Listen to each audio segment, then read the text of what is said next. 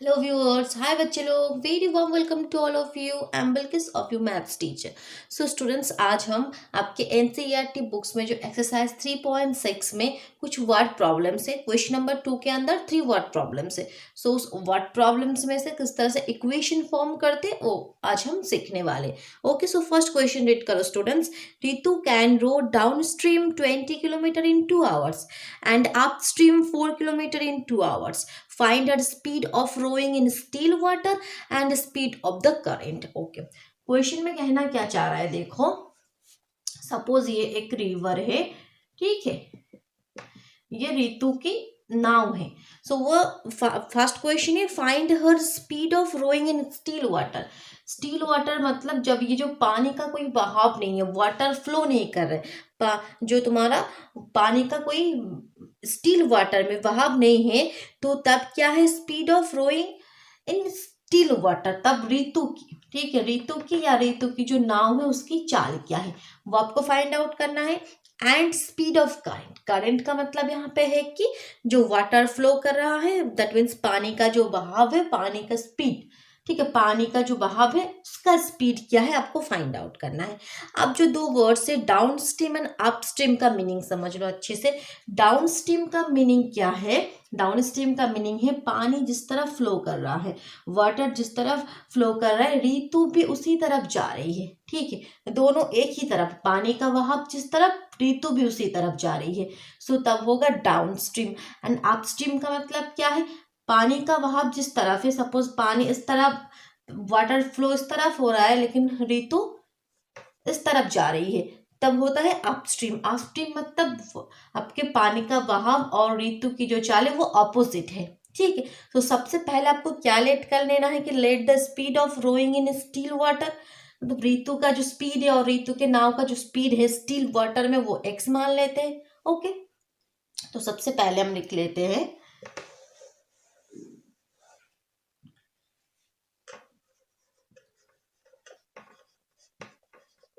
let the speed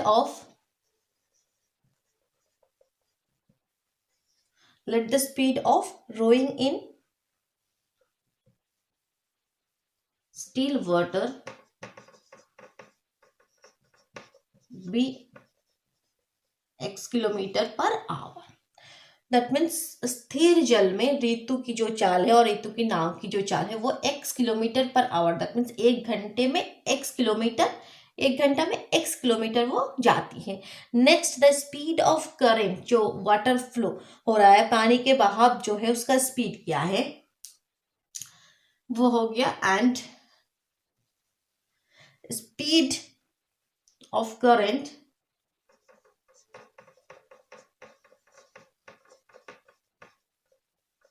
भी y kilometre per hour, ठीक है, y किलोमीटर पर आवर हम मान लेते। अब देखो द स्पीड ऑफ, अब जो डाउन स्ट्रीम हम अप स्ट्रीम में क्या स्पीड हो जाएगा, so the speed in down stream, that means the speed in down stream, down stream मतलब क्या है, पानी का बहाव जिस तरफ है रितु भी उसी तरफ जा रही है, दैट मीन्स दोनों का जो स्पीड है वो क्या हो जाता है डाउन स्ट्रीम में, प्लस हो जाता है। ओके स्टूडेंट्स, तो the speed in downstream क्या हो जाएगा, x plus y kilometre per hour, ठीक है, दैट मीन्स एक घंटे में दोनों एक ही साथ प्लस हो जाएगा, एक ही साथ मूव कर रहा है, ठीक है। And the speed in upstream क्या हो जाएगा फिर, and the speed in upstream क्या हो जाएगा बोलो, ठीक है, रितु जिस तरफ जा रही है वाटर फ्लो ऑपोजिट में है, that means x minus y, ठीक है, x में से आपको y माइनस कर देना है, x minus y kilometre per hour. Okay, यहाँ तक कोई प्रॉब्लम नहीं है। अब देखो इक्वेशन किस तरह से फॉर्म करोगे। आपको क्वेश्चन में गिवन क्या है, डाउन स्ट्रीम में 20 किलोमीटर वो जाती है 2 आवर्स में, 2 घंटे में 20 किलोमीटर जाती है, ठीक है। सो यहाँ से आप देखो, हमने यहाँ पे जो हमने लिखा कि एक घंटे में कितना यहाँ पे वो जा रही है x प्लस वाई, 1 आवर में एक्स प्लस वाई। सो 2 घंटे में कितना जाएगी, 2 इंटू एक्स प्लस वाई, यहाँ से 2 इंटू एक्स प्लस वाई। और क्वेश्चन में गिवन है कि 2 घंटे में 2 आवर्स में 20 किलोमीटर वो जाती है। दैट मीन्स ये दो सेम हो जाएगा। सबको लिखना है बाय द गिवन कंडीशन।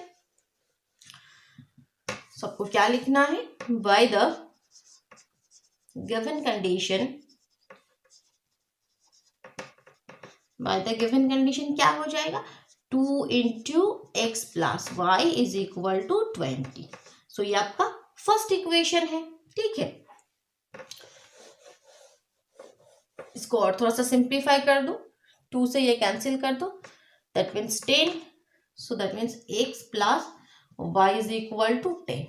ठीक है, ये फर्स्ट इक्वेशन। उसी तरह सेकेंड इक्वेशन किस तरह से होगा, देखो अप स्ट्रीम में 4 kilometre in 2 hours, 4 kilometre in 2 hours, तो 1 घंटे में x माइनस वाई किलोमीटर। सो 2 घंटे में 2 इंटू एक्स माइनस वाई, इतना किलोमीटर वो जाएगी, और वो किसके साथ इक्वल है, 4 किलोमीटर के साथ। तो इस तरह से ये भी कैलकुलेशन करोगे तो x minus y is equal to 2। बस हो गया, आपके पास 2 इक्वेशन है। अब इसको आप किसी भी मेथड्स का हेल्प लेके, सब्स्टिट्यूशन, क्रॉस मल्टीप्लिकेशन, एलिमिनेशन, आप इसको सॉल्व करो एंड x एंड y का वैल्यू फाइंड आउट करो। ठीक है, और इक्वेशन सॉल्व करने में अभी भी कुछ प्रॉब्लम है, डाउट्स है, तो आप प्लीज आई बटन पे क्लिक करिए। ओके, सो इक्वेशन फॉर्म हो गया। अब नेक्स्ट क्वेश्चन में मूव करो स्टूडेंट्स। नेक्स्ट क्वेश्चन रीड करो। 2 women and 5 men can together finish an embroidery work in 4 days। कुछ एक वर्क है एम्ब्रॉयडरी की जो 2 वोमेन ने एंड 5 मेन ने एक साथ मिलकर अगर वो काम उन्होंने करा तो 4 डेज में वो वर्क कंप्लीट हो गया। ठीक है, रेज कर लो 1 मिनट। देखो सपोज यहाँ पे क्वेश्चन नंबर 2 है, एक वर्क है, कुछ एक काम है, उसको हम पूरा 1 मान लेते हैं। उसको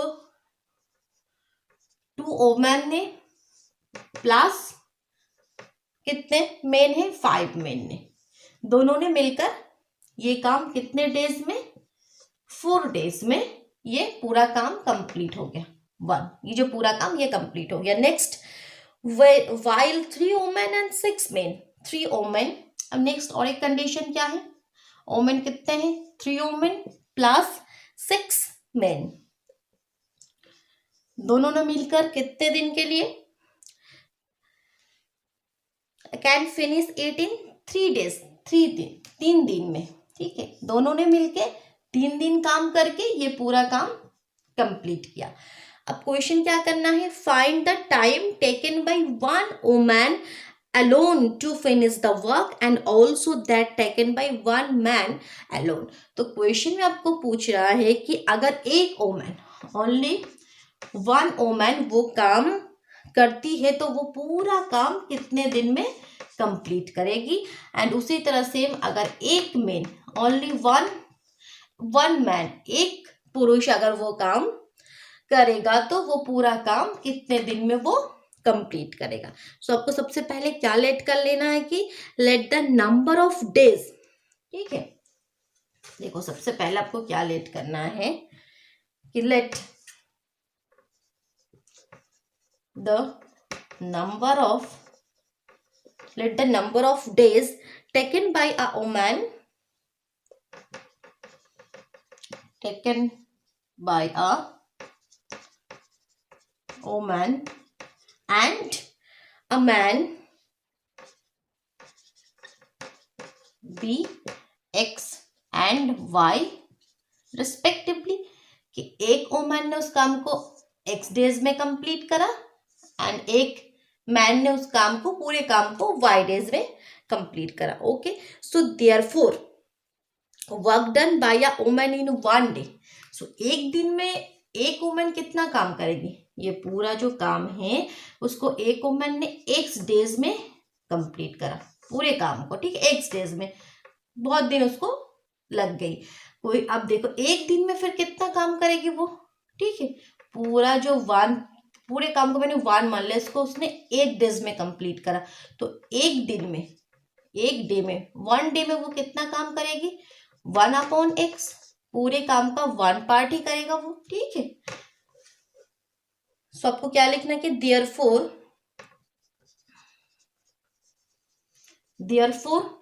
work done by a woman,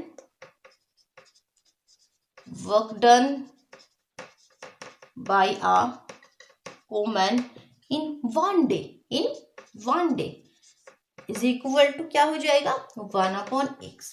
मतलब एक दिन में पूरा जो वर्क है उसका ओनली 1/x पार्ट ही वो कंप्लीट करेगी। Similarly work done by a man in 1 day, similarly क्या हो जाएगा and work done by a man in 1 day क्या हो जाएगा बोलो, सिमिलरली 1/y, 1/y, ठीक है। अब देखो बाय द गिवन कंडीशन अब क्या होगा आपके पास, देखो सो by the given condition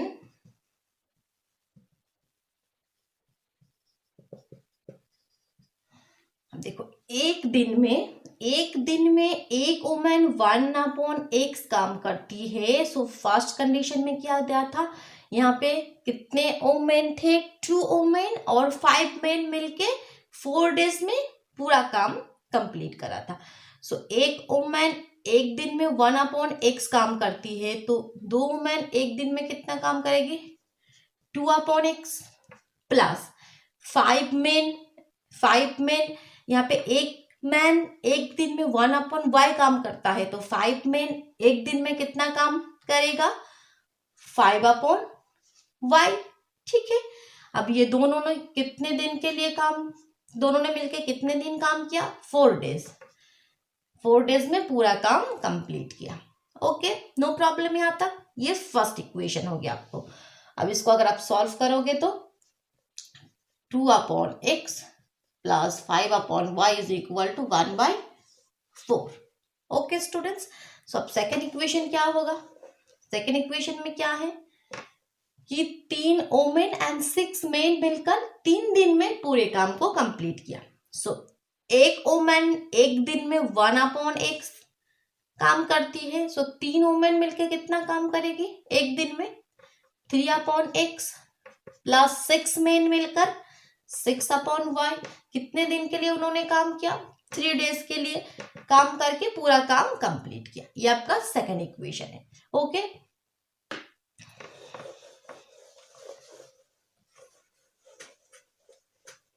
so देखो सो ये क्या हो जाएगा 3/x 1/3 आपका सेकेंड इक्वेशन है, ठीक है। अब इस इक्वेशन को आपको सॉल्व करना है।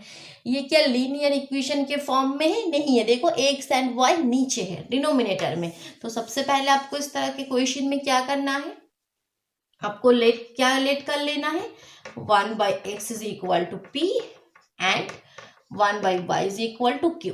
सो ये लेट करने से क्या हो जाएगा, ये जो इक्वेशन है वो पेयर ऑफ इक्वेशन से यहाँ पे लीनियर इक्वेशन में चेंज हो जाएगा। किस तरह से, देखो इक्वेशन 1 क्या हो जाएगा, देखो 1/x की जगह p पुट कर दोगे, 2/x 5/y is equal to 1/4 है, 1/x की जगह अगर p पुट कर दो दैट मीन्स 2 इंटू 1/x है यहाँ पे, that means 2p, that means ये क्या हो जाएगा बोलो students 2p plus 5q is equal to 1/4 and similarly ये सेकेंड इक्वेशन किस में चेंज हो जाएगा 3p plus 6q is equal to 1/3। So ये आप देखो एक लीनियर फॉर्म में आ गया, इजी फॉर्म में आ गया। अब इसको सॉल्व करना है, सॉल्व करने के बाद आपका p एंड q का वैल्यू आएगा, लेकिन वो आंसर नहीं होगा क्योंकि हमने आपको x y चाहिए, हमने 1/x is equal to p। So यहाँ पे पुट करके x एंड y का वैल्यू फाइंड आउट करोगे, वो आपका फाइनल आंसर हो जाएगा। Okay students, no problem. अब नेक्स्ट जो लास्ट क्वेश्चन है उस पे मूव करते हैं। रीड करो students, Ruhi travels 300 kilometre to her home partly by train and partly by bus. Ruhi अपने घर के लिए ट्रैवल करती है, ठीक है, 300 किलोमीटर है वो ट्रैवल करती है, कुछ पार्ट उसने ट्रेन में एंड बाकी पार्ट बस में, ठीक है। तो देखो किस तरह से क्वेश्चन में यहाँ पे लिखा है, एक बार रीड कर लो।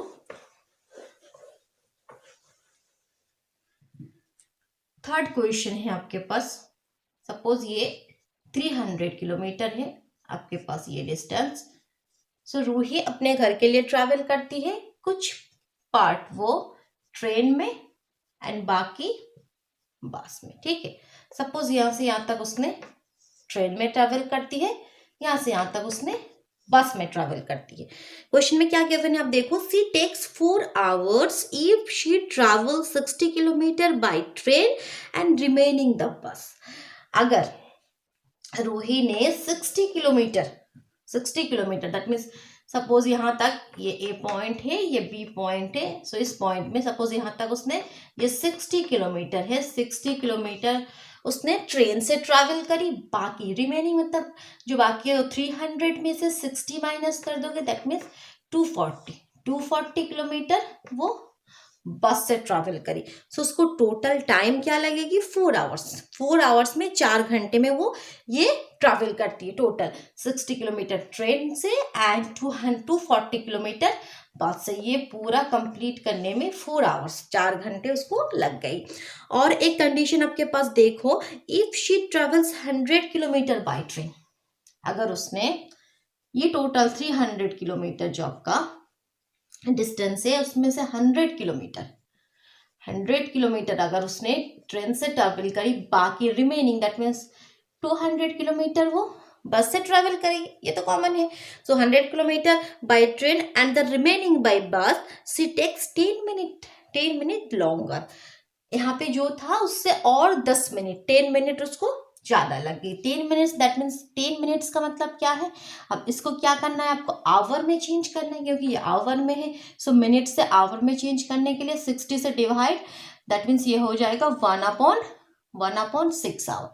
सो 4 आवर से उसको और 1/6 आवर्स को और एक्स्ट्रा समय लग गई। दैट मीन्स टोटल टाइम यहाँ पे क्या है 4 6 24 + 1 25/6 आवर। ओके अब देखो क्वेश्चन क्या है, find the speed of the train and speed of the bus. So बस और ट्रेन का जो स्पीड है वो आपको फाइंड आउट करना है। सो सबसे पहले आपको क्या लेट कर लेना है कि let the speed of the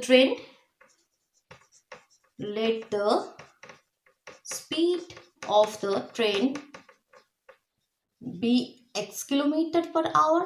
that means 1 घंटे में x किलोमीटर जाता है and let the speed of the bus be 5 kilometre per hour. Okay यहाँ तक कोई प्रॉब्लम नहीं है। अब देखो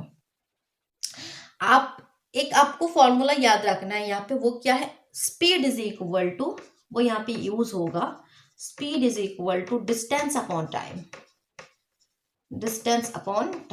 ठीक है, speed is equal to distance upon time. So आपको यहाँ पे क्या करना है, ये क्वेश्चन देखो टाइम में यहाँ पे गिवन है इतना time. So time is equal to क्या होगा, इसको चेंज करो। So time is equal to हो जाएगा distance upon speed. Time is equal to क्या हो जाएगा, distance upon speed. Okay first case में आ जाओ। सो फर्स्ट केस में टाइम क्या है, distance upon speed. So first case में डिस्टेंस क्या है यहाँ पे, जब वो ट्रेन से ट्रैवल करती है 60 किलोमीटर ट्रैवल करने के लिए उसको, ठीक है 60 kilometre distance upon speed. Speed क्या है, ट्रेन में स्पीड हमने मान लिया उसका x kilometre per hour. Okay so that means यहां से यहां तक ट्रैवल करने में उसको कितना समय लग जाएगी, 60/x आवर। ओके क्योंकि time is equal to distance upon speed. So distance 60 है, स्पीड x है। सो यहां से यहां तक ट्रैवल करने में उसको 60/x आवर उसको टाइम लगेगी, प्लस यहां से यहां तक ट्रैवल करने में 240, distance 240 and speed y, speed हमने y मान लिया। सो इतना उसको टाइम लगेगी। सो देखो सो रूही को अब यहां से यहां तक पूरा उसने कितने घंटे में ट्रैवल करी, 4 आवर्स में। That means this time plus this time is equal to 4। यहां तक कोई कंफ्यूजन है स्टूडेंट्स, बोलो। फर्स्ट इक्वेशन समझ में आया, ये आपका फर्स्ट इक्वेशन हो गया। ओके सेकंड इक्वेशन क्या होगा, ठीक है। So by the given condition second equation ये हो जाएगा, देखो 100 किलोमीटर वो ट्रेन से ट्रेवल करती है। सो 100 किलोमीटर के लिए समय कितना होगा, distance upon speed, distance upon speed plus, बोलो आप भी बोलो, नेक्स्ट 200 किलोमीटर के लिए वो बस से 200 किलोमीटर ट्रैवल करती है, तो उसके लिए समय distance upon speed, so distance 200 speed y, तो ये जो टाइम है this time plus this time is equal to, उसको कितना टाइम लग गया 25/6। सो ये आपके पास सेकंड इक्वेशन आ गया। अब इस इक्वेशन को देखो सॉल्व करना है, लेकिन सॉल्व करने से पहले उसी तरह यहाँ पे ये देखो लीनियर इक्वेशन के फॉर्म में नहीं है, एक्स वाई क्या है देखो नीचे है। सो आपको क्या लेट कर लेना है, इस तरह के क्वेश्चन में आपको let 1/x is equal to p and 1/y is equal to q। तो ये करने से क्या हो जाएगा 60p plus 240q is equal to 4। ठीक है, ये सपोज इक्वेशन 3 हो गया आपके पास। Similarly 100p 200q is equal to 25/6, ये आपके पास इक्वेशन 4। अब ये दो इक्वेशन को आप किसी भी मेथड यूज करके सॉल्व करो और यहाँ से आपका क्या वैल्यू फाइंड आउट होगा, इस क्वेश्चन को सॉल्व करके p एंड q का वैल्यू, लेकिन वो आपका फाइनल आंसर नहीं होगा क्योंकि आपका x y चाहिए। सो p का वैल्यू यहाँ पे आपको पुट कर देना है।